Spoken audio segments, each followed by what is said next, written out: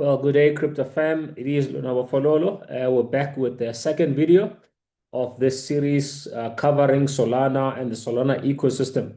I hope you enjoyed the first video that was talking about what exactly is Solana and how is it different from other blockchains.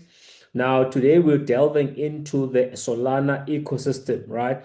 So we're not going to touch on everything that there is available in the Solana ecosystem, but we're going to touch on the basics that everybody needs to understand so that they can be able to interact with this ecosystem. And then, of course, on more advanced videos, we will actually dive into all other aspects as well. But today, we're just going to focus on the very basics of the ecosystem that actually allows you to interact with this particular platform.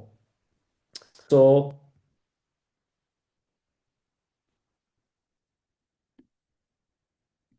all right, so let's get into it. So we're talking about the Solana ecosystem. We spoke about the blockchain in the previous video. Now let's dive into the ecosystem. Now, as I've said in the previous video, so Solana is simply a blockchain platform. It does have its own token that is used as gas fees in the ecosystem. It's also used as an incentive mechanism for people to interact in the platform, be node validators and all of those beautiful things, right? Now, for you to interact with decentralized applications or decentralized finance, you need what is called a wallet. Now, a wallet is what you're going to need for you to, it's going to obviously host your funds, and you're going to use it to basically interact with all these other decentralized applications. Now, the main thing in the DeFi ecosystem is that you don't have logins with your password, username, and all of those things. You simply log in with your wallet, not with your email address. Okay. Now, for all intents and purposes, the blockchain itself does not even know, maybe does not even care if you're a person or you're a computer or you're a bot. It just simply interacts with you based on your wallet, right? So that's your identifier. It is your wallet. Now, that also implies that your wallet is obviously going to be one of the most important infrastructure that you're actually going to need to interact with this platform. And therefore, you need to take good care of your wallet. We're going to talk about what people call wallet etiquette so that you remain safe on these streets, because I can tell you right now that there is a lot of people, whenever there is good, you're going to find people who are intent on actually doing bad. So in this ecosystem, they just like you have hackers in the traditional finance system, you do also have such hackers, scammers, all of those things in the DeFi ecosystem as well. So we're going to talk about wallets and we're going to talk about decentralized exchanges, because that is what you're going to use the most in terms of you interacting with buying or selling different assets, within the ecosystem. And then we're going to talk about launch pads, because you might want to interact with, newly launched tokens. We're going to talk about the risk associated with that. But there is also people who have made life-changing money in launch pads as well, whether it's utility tokens or it's actually meme coins, right? So there are many wallets you can use in this ecosystem, but today I'm just going to limit myself to these two, okay? So excuse me for this. The E is supposed to be there, obviously, as well as that one, all right? So now we're going to talk about Solflare and we're going to talk about Phantom. These are the two main Sol native wallets, but there is also others that also support Solana. Trust Wallet supports Solana. Right now, MetaMask actually supports Solana as well. So there's many other wallets that one can choose, that one can actually talk about. Now, how do you get these wallets? You can either use them using your Chrome browser or any browser that you're, or a browser extension, any browser that you're using. Number two, you can also download a mobile app, either iOS or Android, right? So once you've downloaded the wallet, you then it will actually ask you, do you want to back up an existing wallet or you're creating a new wallet? If you're creating a new wallet, you just simply click on you're creating a new wallet, and then it will prompt you to back up your wallet. It will give you what is called a mnemonic phrase or a backup phrase, okay? Now, your backup phrase will be either 12 random words in their different order. For example, it might say number one and say brick, and then number two, it might say water, and then number three, it might say lights, right? So you have to write it down and put it safely. A lot of people quickly take a screenshot. It is not advised to take a screenshot, because if somebody hacks into your wallet, they will obviously recognize that those words, random words in that order, are actually your seed phrase, and they can actually gain access to your wallet. Okay. Now, you write this down, you put it in a piece of paper, in a diary or somewhere, and then you put it somewhere safe where, in the event of your passing or whatever, somebody can be able to access it and be able to access the funds that are in the wallet, right? That, whoever you want them to actually access those particular funds. And also, this helps in the event you lose your device, but then you've also got your funds in that particular wallet. How do you then back up and use the same wallet in another device?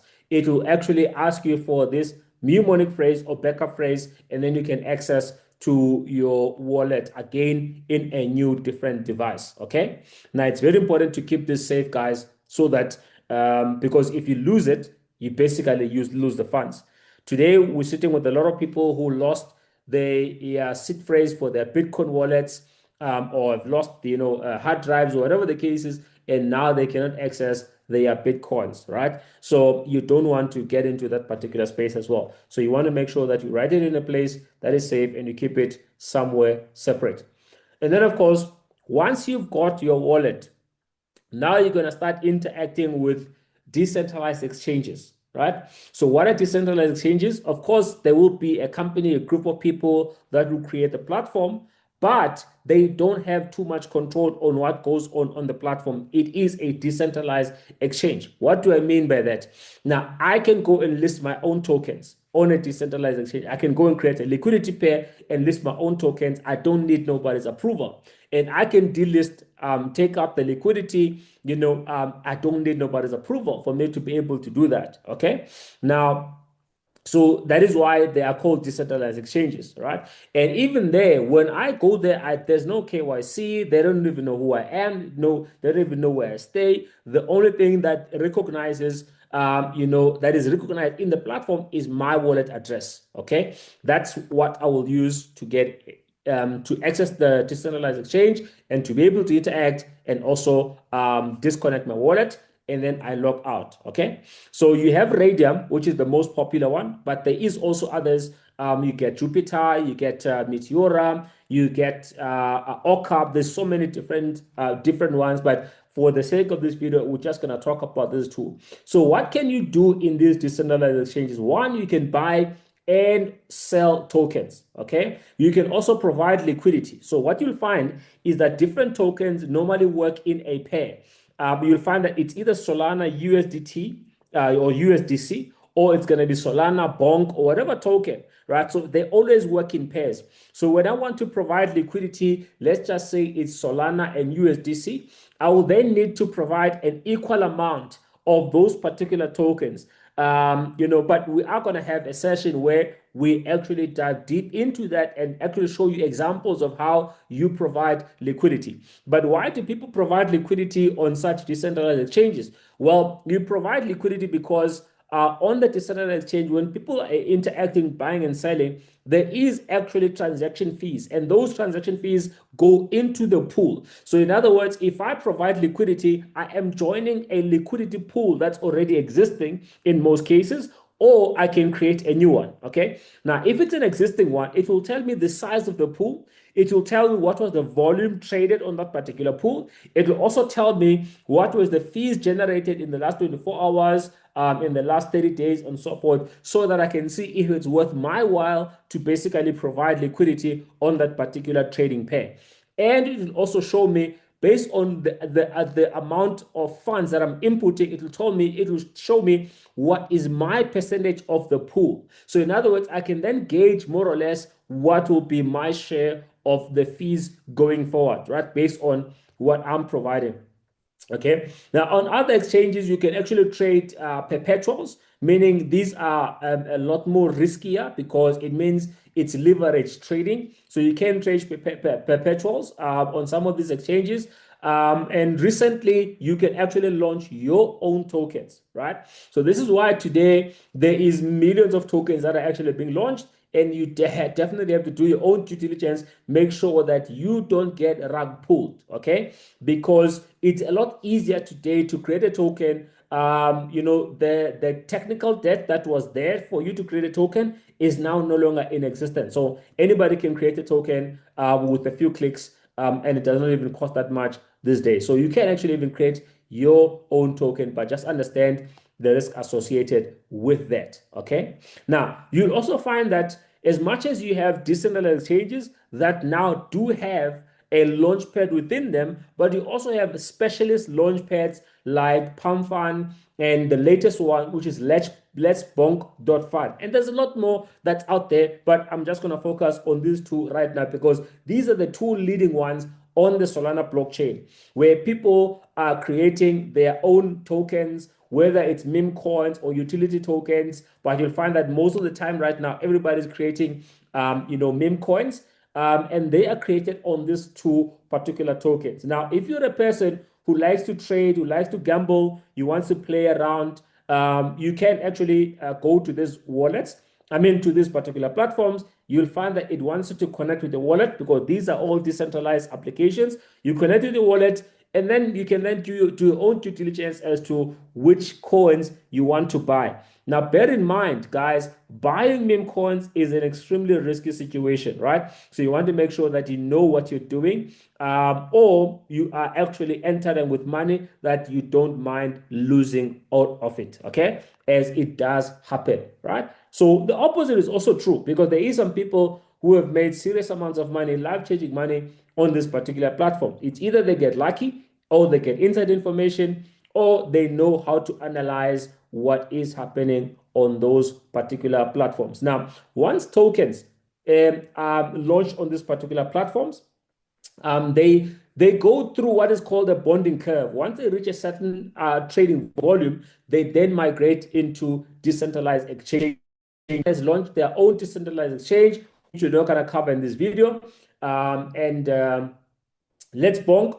You can also, the ones that the tokens graduate here, they'll either go to Jupiter or Raydium or so forth, right? So when you are creating the token, you basically choose where you want the token to be listed on, right?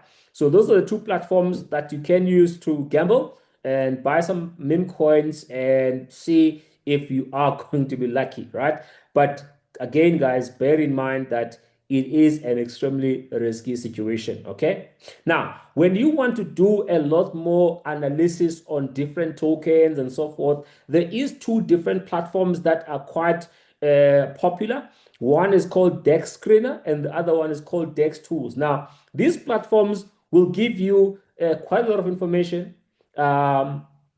Maybe let's just quickly go in there and check, on these particular platforms very briefly. Just 1 second.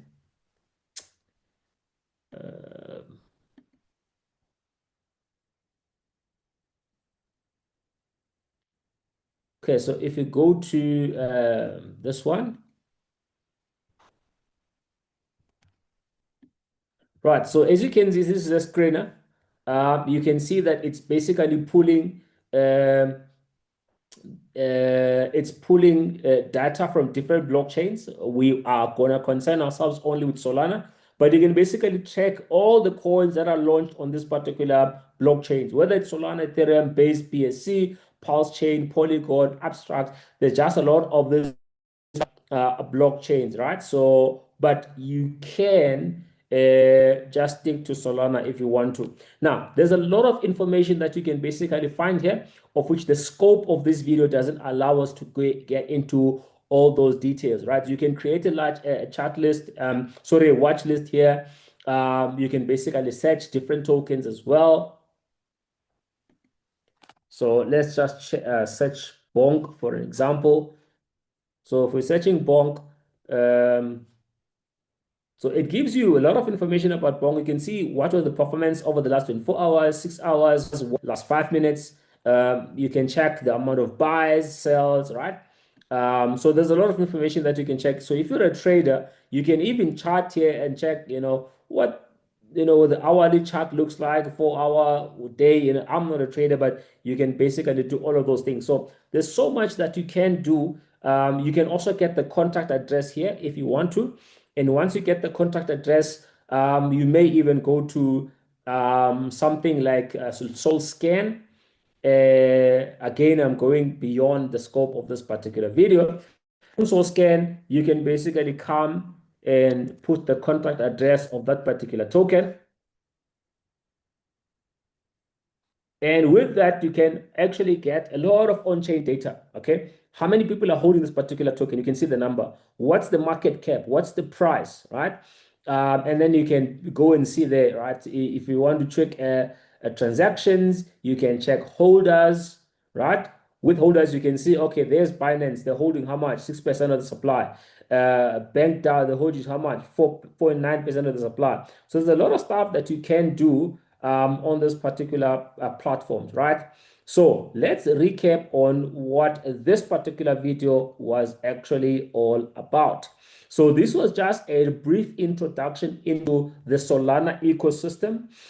If you are brand new into DeFi, all you need is a wallet. Set up your wallet. Make sure that you don't interact with coins that you did not put in there.